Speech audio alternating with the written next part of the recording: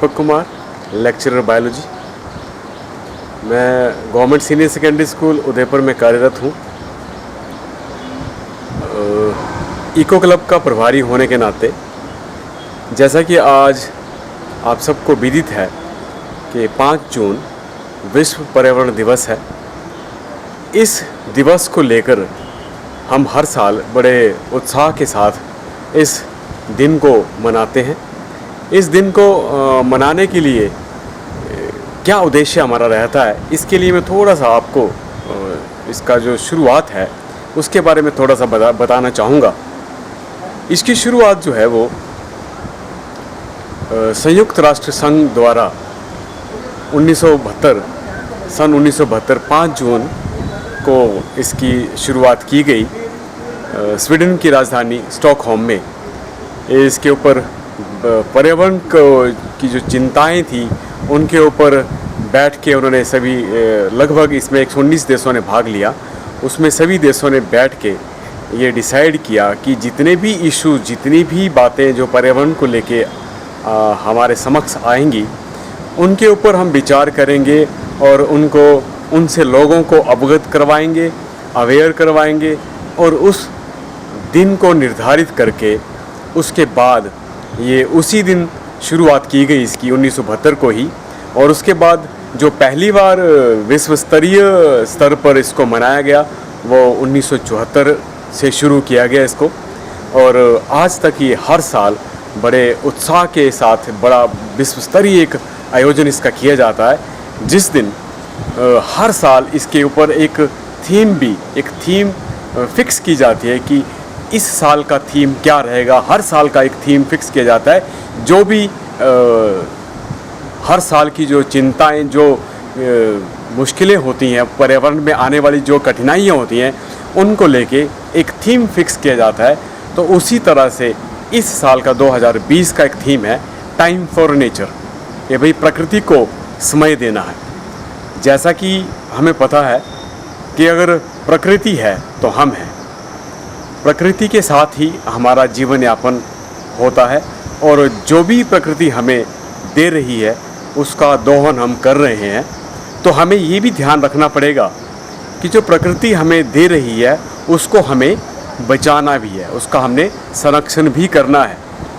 ऐसा ना हो कि हम अपनी भाग दौड़ में, अपनी जीवन यापन की इतनी भाग दौड़ में व्यस्त हो जाएं कि ये इसका दोहन हम जरूरत से ज़्यादा करने लग पड़े और आने वाले समय में ये इतना भी हमें ना दे पाए कि हम उससे ज़्यादा इसको ले लें और इसको संरक्षण के तौर पे कुछ ना दें।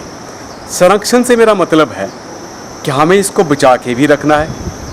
बचाने का मतलब है कि अगर प्रकृति है तो प्रकृति में सबसे पहले अगर हम बात करें तो पेड़ पौधे, हवा, जल, ये सब चीज़ें जो है हमारी मुख्यतः हमें इनको देखना पड़ता है कि हमें अगर हम कहीं पे कुछ अपने साधनों के लिए पेड़ों का कटान कर रहे हैं तो लगाएं भी।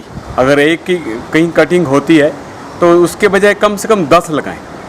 और ये अगर हम लगाएंगे तभी तो हम कुछ क्रिएट कर पाएंगे, तभी तो वातावरण को बचा पाएंगे।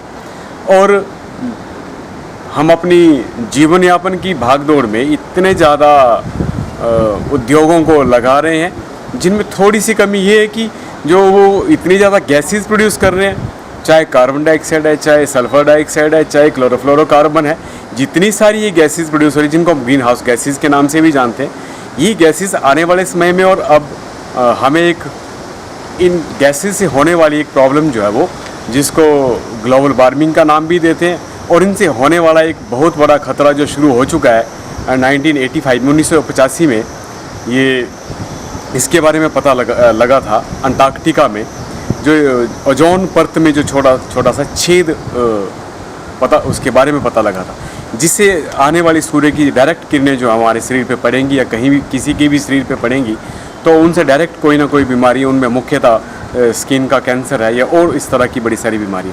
तो इस तरह से आने वाली प्रॉब्लम्स को हमें बचाना है। हमें संरक्षण के तौर पर हर साल हम ये डिसाइड कर लें कि अपने जन्मदिन के दिन पर और पर्यावरण के दिवस के तौर पर हर दिन हर साल कम से कम एक आदमी एक पौधा तो लगाए और दूसरों को भी जागरूक करे, दूसरे लोगों को भी जागरूक करे। तो इसके लिए माध्यम क्या हो सकता है? माध्यम हम ज़्यादा से ज़्यादा जो हम स्कूल के लोग हैं या कॉलेज के लोग हैं, हम यहाँ पे क्या कर सकते हैं कि ये चीज़ बच्चों के द्वारा बच्चों को जागरूक करेंगे तो बच्चे जो अपन अपने गांव में जागरूक करेंगे, अपने अपने शहरों में जागरूक करेंगे कि हम एक तो पर्यावरण को गंदा नहीं करेंगे, पर्यावरण को प्रदूषित नहीं करेंगे। प्रदूषित करने का एक मतलब क्या है, प्रयोग क्या करना है? आपको सभी को ये आज के टाइम पे विदित है कि जो प्लास्टिक है उसका यूज़ हम नहीं करेंगे, ना के बराबर। कहीं ना कहीं किसी न किसी फॉर्म में तो आ ही जाता है, बट हम ठान लें कि हमें प्लास्टिक का प्रयोग नहीं करना है। वैसे तो हमारे ज़िला में क्या, हमारे प्रदेश में प्लास्टिक का प्रयोग बहुत कम किया जाता है, ना के बराबर ही किया जाता है। बट हम जूट के बैग का प्रयोग करें, ऐसे बैगों का प्रयोग करें जो रिसाइकिल हो सके, जिनका रीयूज़ हो सके। और इसका एक और आपको मैं बताता हूँ जिसको बोलते हैं बायोडिग्रेडेबल और नॉन बायोडिग्रेडेबल। मतलब जो ऐसे पदार्थ होते हैं जो अगर हम फेंक देते हैं तो वातावरण में वो उसको बैक्टीरिया वगैरह ख़त्म कर देते हैं, तो ये हुए डिग्रेड हो गए। और ऐसे कुछ पदार्थ होते हैं जिनको हम फेंक देते हैं वातावरण में, वो ख़त्म नहीं होते, वो एज इट इज़ रहते हैं और कहीं ना कहीं किसी दूसरी चीज़ों से मिलके ऐसी भयानक वो गैसेस को प्रोड्यूस करते हैं जिनसे वातावरण प्रदूषित होता है। तो हमें क्या करना है, इन चीज़ों पे रोक लगानी है, जो ये चीज़ें प्रयोग में नहीं लानी है, और वो चीज़ें प्रयोग में लानी है जिनसे हम बचे रह सकते हैं और वातावरण को भी बचा सकते हैं। तो बच्चों के माध्यम से हमें गाँव में ये जागरूकता फैलानी है। और इसको करने के लिए जो हमने जो अपने स्कूल में इसके लिए ये जो इको क्लब का हमारा एक धौलाधार इको क्लब है, उसको चलाने के लिए बच्चों ने बहुत अच्छा सहयोग दिया है। और इस सब का जो हमारा जो उद्देश्य था पर्यावरण को संरक्षण करने का, इस सब के लिए जो बधाई के पात्र हैं वो हमारे स्कूल के प्रधानाचार्य, कर्मठ प्रधानाचार्य श्री नरेंद्र भारद्वाज जी हैं। उनकी दिशा निर्देशों से, उनकी कर्मठता से हम इस कार्यक्रम को बखूबी चला रहे हैं और हमारे बच्चे भी बढ़ चढ़ कर भाग लेते हैं। आज हमें इस पूरे वैश्विक स्तर पर जो ये कोरोना एक महामारी जो चली हुई है, इसके दौरान सभी को घर पे बैठना पड़ रहा है। लॉकडाउन, आप सभी को पता है लॉकडाउन है, सभी को बाहर नहीं निकलना है, घर पे बैठ के। तो हमारे दिमाग में यही चीज़ें आ रही थी कि हम घर पे बैठ के, उत्साह तो बड़ा था कि ये विश्व पर्यावरण दिवस है तो इसको कैसे मनाया जाएगा। तो हमने यही डिसाइड किया कि हम घर पे ही बच्चों से इंटरेक्ट करेंगे और टीचर से भी इंटरेक्ट करेंगे, और किस तरह से इसको हम अपने अंदर से जो ये हमें लग रहा था कि हमें इसको सेलिब्रेट करना है, मनाना है, उसको मनाने के लिए हमें बच्चों से हमने बात की और बच्चे बड़े उत्साहित थे। उन्होंने घर पे ही अपने प्लांटेशन की और उसकी ऑनलाइन फ़ोटोज़ के माध्यम से हमें फ़ोटो सेंड कर दी। और एक हमारी सरकार के द्वारा ओथ का भी एक था कि बच्चों को हम ओथ भी हर साल जैसे दिलाते हैं कि हम वैसे इस पूरे सिस्टम में क्या क्या प्रयोग नहीं करेंगे, क्या किन चीज़ों का प्रयोग हमें करना है। तो ये ओथ जो है हमें बच्चों को दी और बच्चों ने हमें रीड करके और रिकॉर्ड करके भेजी है। तो उन्होंने अपना बड़ा उत्साह दिखाया है, उससे हम तो खुद इनकरेज होते ही हैं, बच्चे भी बड़े इनकरेज थे।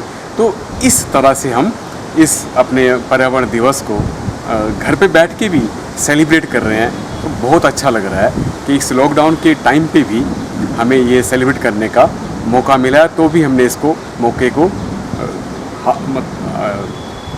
अमल में लाया। एक चीज़ और मैं आपको बताना चाहूँगा कि आज के इस समय में जो पर्यावरण संरक्षण की हम बात कर रहे हैं वर्ल्ड एनवायरनमेंट डे पे, तो जहाँ पे इस कोरोना महामारी के दौरान लॉकडाउन हुआ है, लॉकडाउन का सीधा सीधा असर जहाँ पे हम लोगों पे या पूरी इस विश्व पे पड़ा है कि इसको डायरेक्ट हम बीमारी से अभी जूझ रहे हैं। जैसे डायरेक्ट तो लड़ नहीं सकते, पर हम इसको इनडायरेक्ट किस तरह से लड़ सकते हैं कि अपने मुंह पे मास्क लगा के, अपने निरंतर अपने साबुन से हाथ धो के, और कहीं भी मुंह पे आँखों पे हाथ ना लगा के, इस तरह से हम काफ़ी सारे लोगों को अवेयरनेस ये आ चुकी है। इसका हमें कहीं ना कहीं दूसरे रूप में ये फ़ायदा हुआ है कि पर्यावरण जो है वो शुद्ध हुआ है, क्योंकि इस दौरान पूरे विश्व में सारे उद्योग बंद थे, सभी मोटर कारें बंद थी। ये तो एक नेगेटिव के बजाय मैं इसका पॉजिटिव एस्पेक्ट दिखा रहा हूँ कि पर्यावरण शुद्ध हुआ है, कि इतने टाइम तक ना ही कोई एरोप्लेन्स, ना ही जितने भी ये जो साधन है कोई भी नहीं चले हैं, तो इंडस्ट्रीज़ नहीं चली हैं, धुआं कहीं नहीं निकला है, तो कहीं ना कहीं वातावरण बहुत शुद्ध हुआ है। तो इस साल का जो विश्व पर्यावरण दिवस होगा थोड़ा सा भिन्न होगा इस बात को लेके। जहाँ पे इतनी ज़्यादा मुश्किलें हैं वहाँ पे ये भी एक पॉजिटिव एस्पेक्ट है, जो वातावरण को एक शुद्धता मिली है, तो जो हमारे लिए बहुत अच्छा है। हम लोगों को जीवन यापन करने के लिए ये कम से कम शुद्ध हवा तो मिल रही है, और इससे बहुत सारे वन्य प्राणी भी संरक्षित हुए कहीं ना कहीं, और सभी लोगों को इसका यही फ़ायदा भी हुआ है। तो सभी लोगों से मेरा ये अनुरोध भी रहेगा कि हम इस दिन को लेके ही ना फोकस करें, पूरे अपने ज़िंदगी में ही, जीवन यापन में ही जो दोहन की हमारी जो एक नीति है बन चुकी, उसके साथ साथ पूरे संसाधनों का जो दोहन है उसको लेके हम यही ना सोचें कि हमें वातावरण से सब कुछ लेना है। हमें वातावरण को देना भी है कुछ, प्लांटेशन की तौर पे हमें प्रदूषण ना करके वातावरण को शुद्ध रखना है। जितना ही वातावरण को हम शुद्ध रखेंगे वही वातावरण हमें सब कुछ देगा। अगर वातावरण को हम प्रदूषित करेंगे तो वातावरण हमें रिटर्न में वही प्रदूषण देगा। तो हम सब मिलके ये प्रण लेते हैं और प्रण लेंगे कि आज से ही ऑनवर्ड्स हम क्या करेंगे, प्लांटेशन जहाँ भी हमें पॉसिबल है हम प्लांटेशन कर सकते हैं। अगर घरों में गमले हैं तो गमलों में प्लांटेशन की जा सकती है, और अगर हमारे पास कहीं अडोप्टेड एरिया हम ले लेते हैं, जैसे स्कूलों में हम कर लेते हैं कि थोड़ा अडोप्ट कर लेते हैं एरिया, वहाँ पे प्लांटेशन करते हैं। तो प्लांटेशन से धरती का होता क्या है कि एक तो वो मिट्टी को पकड़ लेता है, इरोजन से बच जाता है, जो बाढ़ वगैरह इस तरह का जो खतरा होता है वो सब हम उसको पकड़ लेते हैं, बचा लेते हैं। तो एक तो प्रकृति को हम बचा रहे हैं, साथ में हम जो ये मिट्टी है उसको भी पकड़ रहे हैं। तो इससे होने वाले कितने सारे फ़ायदे हुए, पर एक तो इरोजन से बच गए, बाढ़ से बच गए, इन सब चीज़ों से हम बच गए, और प्रकृति को हम शुद्धता दे रहे हैं। आज के टाइम पे जो हम शहरों में हैं चाहे गांव में हैं, तो हम क्या करें, एक तो अब तो फिर से दोबारा से हमारे ज़िला में एक कार्यक्रम शुरू हुआ है इस पर्यावरण को लेके ही, जिसमें घरों से ही अब जो कचरा वगैरह है म्यूनसिपैलिटी के लोग उठा के लेके जाएंगे। पिछले साल भी शुरू हुआ था, तो चलो इस साल फिर से शुरू हो रहा है, जिसमें हम क्या करेंगे कि दो सेपरेट कर देंगे कूड़े कचरे को, एक गीला वाला और एक सूखा वाला। तो उसमें आपने ये ध्यान रखना है कि जो गीला कचरा है वो सारा का सारा डिग्रेडेबल होता है, सारा जो सब्जियों का वेस्टेज तरह का होता है वो सारा डिग्रेड होने वाला होता है, और दूसरा जो होता है सूखा वो अलग से, ताकि उसकी डिस्पोजल जो है अलग से हो जाए और गीले वाले की अलग से हो जाए। तो ये भी एक बहुत अच्छा स्टेप है हमारी डिस्ट्रिक्ट की तरफ से, जिसमें हम वातावरण को और ज़्यादा शुद्ध कर पाएंगे। और मेरी आप सब से यही गुजारिश है कि आप सब स्वस्थ रहें, प्रकृति को भी स्वस्थ रखें। अगर हम वातावरण को स्वस्थ रखेंगे तो वातावरण हमें भी स्वस्थ रखेगा। इसके साथ ही थैंक यू, धन्यवाद।